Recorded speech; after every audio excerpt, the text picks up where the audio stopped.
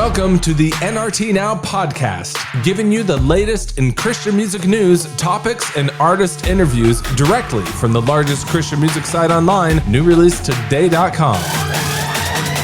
Now, here's your host, Jake. Hey, y'all. Hey, welcome to episode 25. Glad that you're hanging out here and just spending some time with us. And let me just address this right out the front. It's been a very tough week. We've heard nothing but COVID-19, coronavirus, whatever you're hearing about. Well, I mean, it's the same thing, but however you're hearing it termed. All of our concerts have been canceled, church has been canceled, and we're pretty much stuck at home. Hopefully you're able to work from home. It's crazy. All the concerts that we're looking forward to hearing, now we don't get to. It's just kind of been a rough week, and we could talk about opinions and news releases and just everything else around that, but that's not what we're going to do. But what I'd like to say is Christian music is in a very good spot to just kind of carry us through, to worship, to just hear the message of the songs that are coming through, and just take our vision from what we're hearing on the news and the panic and all that stuff that just takes up real estate in our brain and redirects it to God. God's still in control no matter what. And so I think the more we're able to listen to Christian music and just really get that mindset back, the better off we'll be. And kind of to that point, all these tours being canceled, that's a huge part of the income for a lot of the artists that we listen to. Spotify doesn't make a whole lot of money. Apple, when you buy the songs, it makes some, but not as much. The touring and the shows is really where their bread and butter is. That's where they make the bulk of their income. Just making a really tough climate. And don't forget that there was the tornadoes in Nashville just a few weeks ago as well. So it's a very tough time for that whole industry right now. And us at NRT, we are looking at how to come alongside them and support all the artists for the music that's carrying us through this whole thing. As we get the opportunities to help come alongside and help support these artists, we'll get them out. So keep an eye on how you can help support. I know we're all in a tough spot. Some of us aren't able to go to work, and that means, we aren't getting paid and all that. And I totally understand that, and our hearts go out to you guys. But for those of us who are able, let's buy some merch. Let's help figure out how we can help support the artists financially as well, to make sure that their kids are eating, that their mortgage is paid, that their water and their electricity stays connected as well. So, like I said, we'll be coming alongside them, and any opportunities that we're able to, you'll see that from NRT. I hope when we listen to this episode, whether it's a couple weeks, a couple months, if we're listening to this again in a year, that when we look back at this period, we can say that we got through, and Christian music, it was able to just shift our mindset from what we hear day to day, through the news and on Facebook like 8 million times, and that we're able to worship God, and that God was still in control, that he was still on his throne through the whole thing. So that's the perspective that it's very hard for me to get past everything that's going on right now. But that's the mindset that I'm trying to get to, is this is not fun. Being stuck at home is not fun. I'm itching to get back out and play softball again, but God's still in control. And when we look back at this, we can say we got through it. And hopefully with a roll or two of toilet paper. I hope that's not a problem for you. Yikes. I don't know what that's all about, but yikes. In this episode, we're having Chris Cleveland from Stars Go Dim as our guest. And his new album, Stars Go Dim's new album, is called Better. And when I was asked a week or so ago what conversation I was going to use for this week's episode, I honestly just kind of pulled it out of nowhere. And I had no idea. I had no concept of what was going to happen this week when I chose this episode. But somehow, God knew what he was doing and knows that we need to hear a word about better. It's going to get better. And just kind of that perspective of being still, and knowing that he's God through the middle of this whole thing. Like I said, I did not plan this a week ago when we got everything set and ready to go. This is nothing that was my intentionality. This is completely a God thing that this conversation was chosen for this week. So as much as I'd love to take credit for this whole situation, I can't. I love it when God works through these ways, in these ways. So I'm really excited for you to hear this conversation. We talk a bit, just like what I was saying a minute ago about, touring and kind of how the artists make their money and all that. We talked a bit about that, but we kind of shift towards really talking about better and perspectives, and it's going to get better. And I'm really excited for us to hear this conversation, and I need to hear this conversation myself again. So without further ado, here's my conversation with Chris with Stars Go Dim.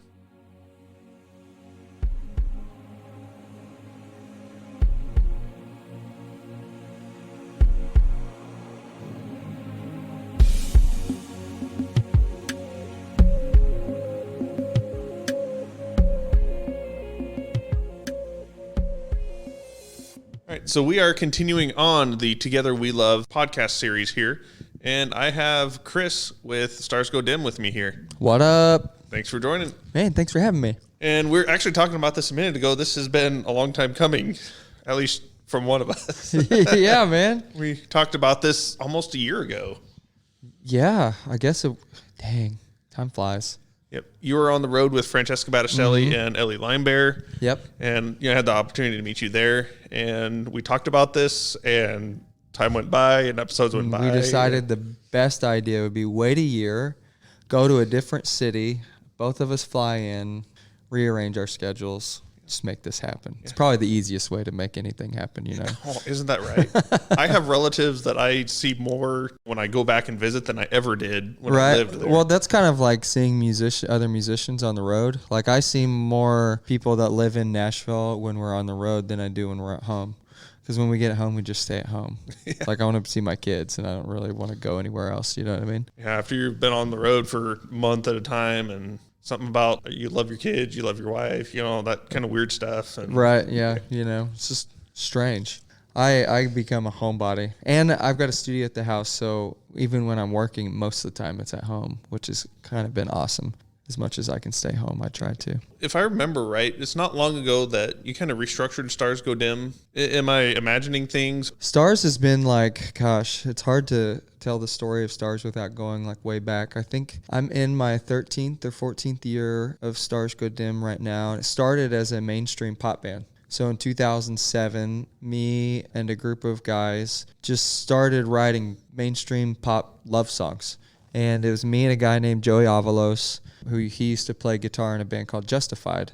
It's like a rock band back in the day. This would have been like early 2000s, 90s kind of stuff. Gotcha. So we started playing love songs. There were a couple of guys from a rock band called Pillar that had came over, Lester and Mike. Joey and I were writing these songs. Lester was producing them, and Mike was kind of putting them out into the world. And all of a sudden, it kind of became a band out of nowhere. We didn't really expect for it to be a band. But back then, like social media didn't exist, or it was just starting, so it was MySpace. Oh my gosh. So we put at that time you could put 3 songs up on MySpace, and we started putting them up, and they were getting like 20, 30,000. At this point, I don't even know what we called it back then, but streams, a day. Plays like things didn't go viral then. It didn't exist, So it was basically like kind of going viral, and we became this band that we didn't really expect to be. So we started playing some shows. So our first show was with Switchfoot, which was weird. Our second show was with Chris Daughtry, like in his prime, like right out of American Idol, Wow. And then it was just wild. We just played all these things. We were kind of like the regional band from Oklahoma, Texas that got thrown on the front of a bunch of stuff. We would go play a bunch of top 40, like Jingle Balls and stuff. So we played with people like, oh gosh, from Justin Bieber to John Mayer to the Goo Goo Dolls, like the Roots, wow. The gamut, Elton John, Billy Joel, like all this stuff. So you started slow is what you're trying to tell us. So we started really slow. Yeah, and I'm like a 22-year-old kid like, oh, this is cool, not thinking anything of it. But we always kind of had ties in Christian music too, so we would play.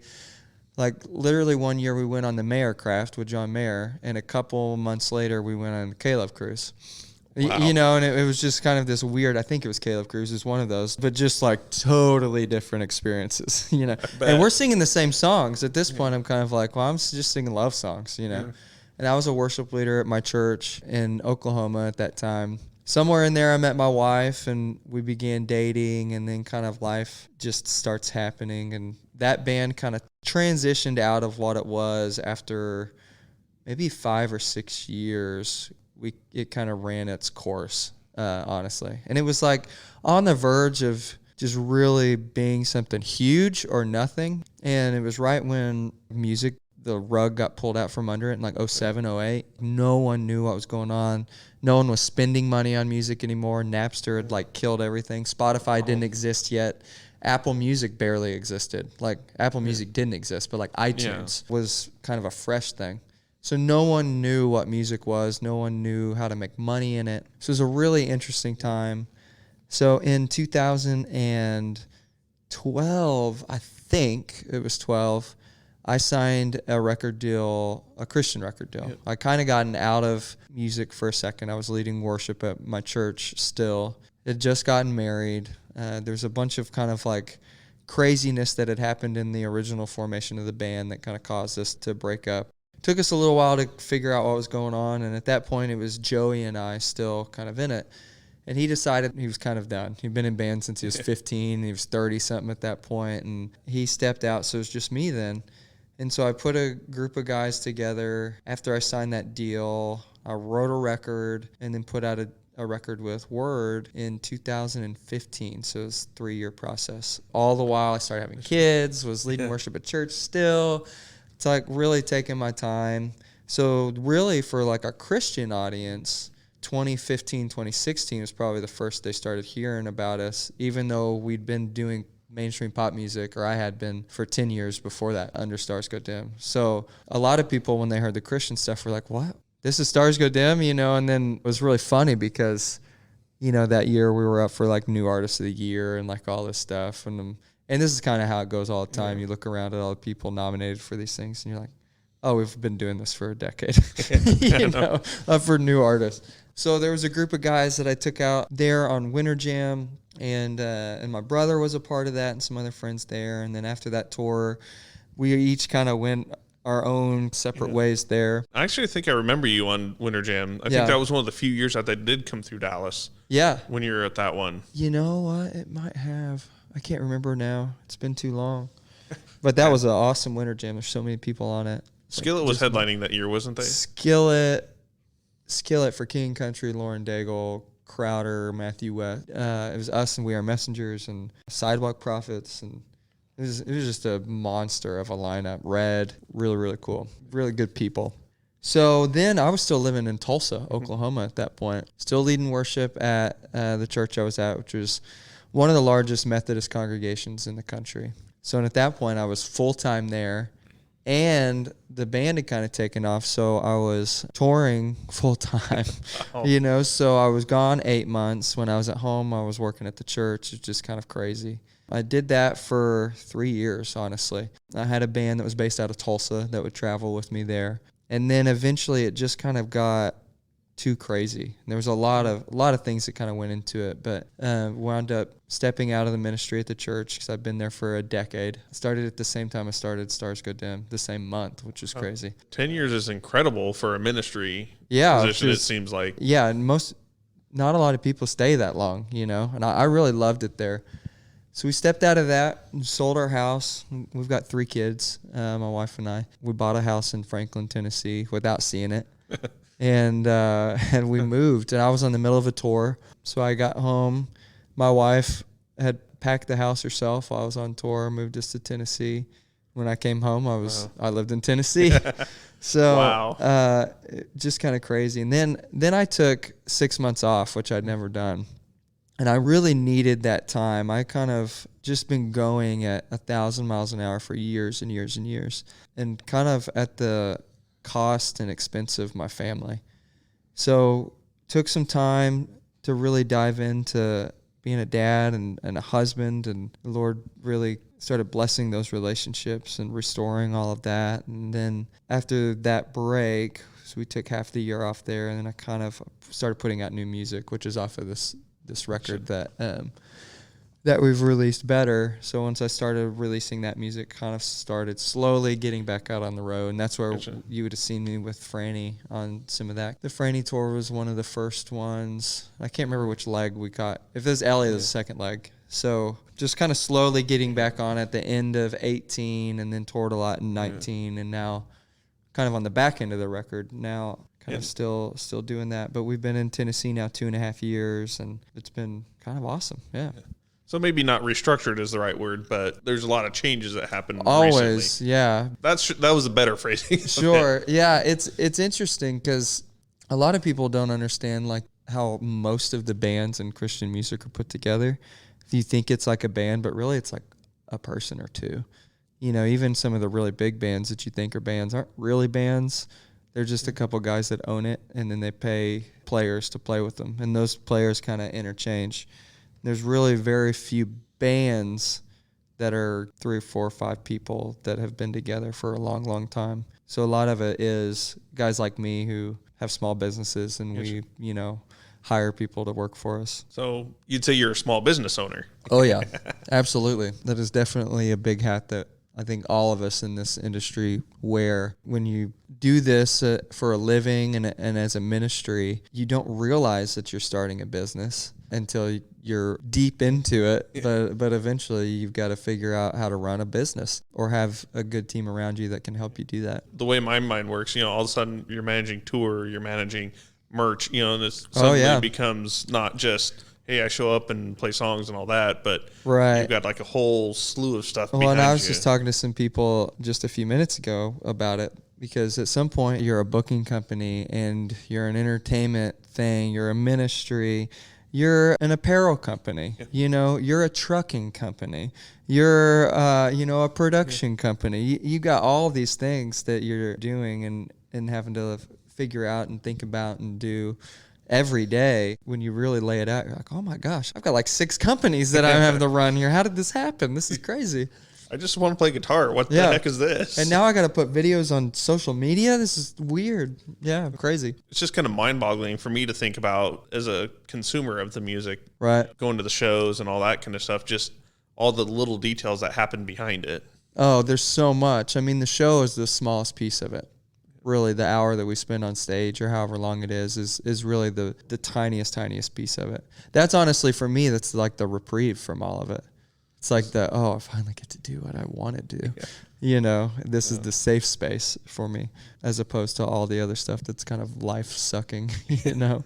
This is what I came here to do. The other stuff had to come along. That's right. I was listening to WayFM one morning on the way home and, you know, listening to an interview that you were doing with Wally. You know, he was talking about how Better really comes down through this record. Yeah. I think that's the album title, if I remember right. Yeah, it is Better, yeah. Talk a little bit about where that theme came from and why Better is what this record's about. A lot of it was just, I mean, I wrote these songs kind of during that 6-month break that I took. We had gone through just craziness personally, like in my marriage, with my kids, me.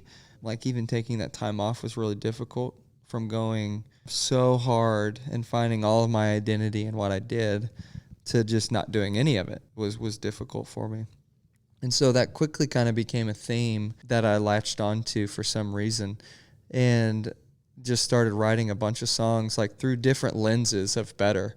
So a song like You Know Me Better, which is really about finding my identity in Christ and Christ knowing me better than I could know myself. Songs like It's Gonna Get Better, which is really situational, you know, and then songs like For Worse or Better, which is really about my wife and I and that relationship, and kind of a little bit more personal song wrapped up in a pop song bow. But yeah, it just got a little bit crazy. It got out of hand.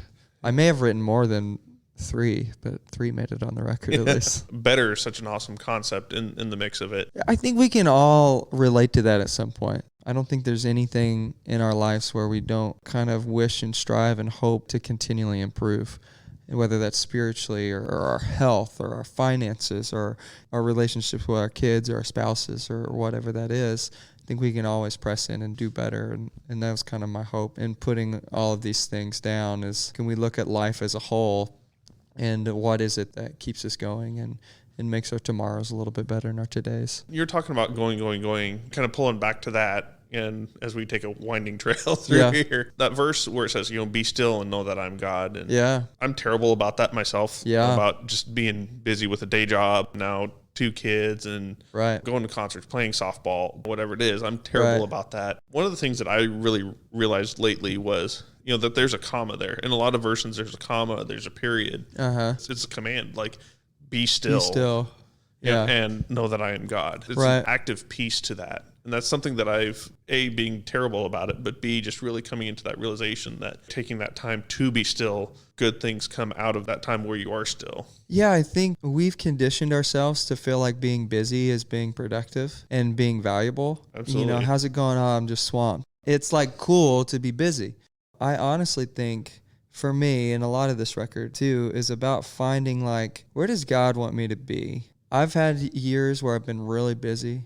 I've had years where I made a whole bunch of money and I was miserable and I worried about money and I worried about these things that I was chasing, these idols that I had put out in front of me, these things that I was finding my identity in. I was just searching for a lot of things. And I was reading one day, and this is my paraphrase, so don't quote me. But Jesus was talking. He says, I've come so that you might have joy, that you might share in my joy. I thought, gosh, what is it to share in the joy of Christ? Like, what is that? For us, in our journey, I found that when we leaned into faith and said, okay, God, I'm going to take this leap of faith. I'm going to take this rest. I'm going to be still. I'm going to quit this job that pays me a lot of money and walk away from all of that security that I had held on to. I'm going to put everything on you. Like, if you're going to provide for our family, then you're going to do it. I can't do this anymore.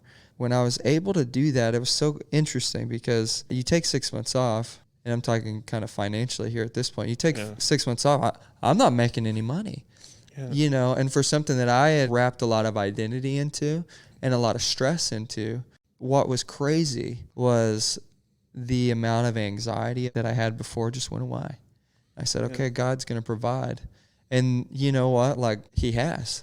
Every single month he's provided, and he continues to provide. And there's still months when my pride and my ego come up and say, oh, I've got to figure this out. I've got to do this. I get anxious in these things, and God has been consistent with us to just continually say, no, I still got you. I still got you. And that's in every part of our life. It's in our relationships. It's in our spiritual walk. It's in all of these things. And when we can lean in on God, that is when we can be still and know that he's God. You know what I mean? There were a lot of other times in life where I thought, God, I have faith, I believe, I do all these things, but I kind of got this.